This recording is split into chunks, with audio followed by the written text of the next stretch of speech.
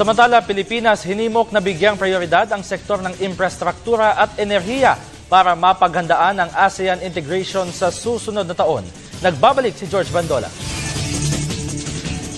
Pagkakataon na ang ASEAN integration para matupad ng pamahalaan ang layunin nitong magkaroon ng inclusive growth sa bansa.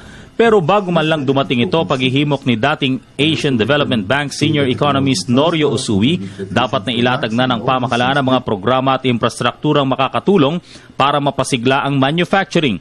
Bukod dito ang pagtugon sa mga umiiral na problemang inirereklamo na rin ng mga mamumuhunan tulad ng mataas na presyo ng kuryente na kumakain sa halos 40% ng gastusin ng mga negosyante, foreign business ownership restrictions, at korupsyon. Meaning you should establish a strong, solid position in the regional production network, even in the industry manufacturing.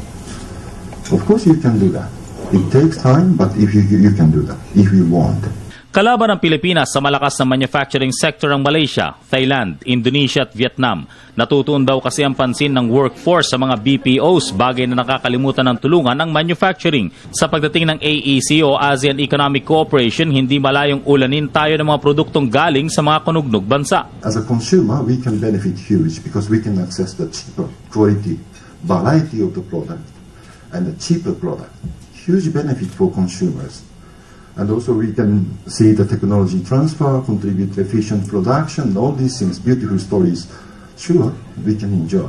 Sabi naman ni dating NEDA Director General Chelito Abito, hindi dapat katakutan ng AEC dahil imbis na lumikha daw ito ng kompetisyon, malaki ang posibilidad na magsanib pwersa pang para makapagatid ng mga produkto at serbisyong higit na makakatulong sa Pilipinas. And therefore, because of this increased importance just in the last decade, even less than a decade, of global and regional value chains, is the name of the game in ASEAN Economic Community is to look for the opportunities in these, also known as production networks, regional value chains.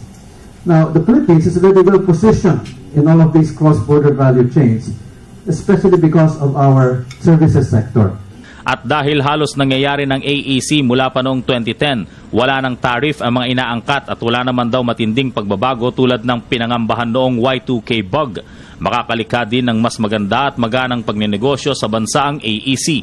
Not economies of scale alone, but also from these higher efficiencies coming from technology sharing.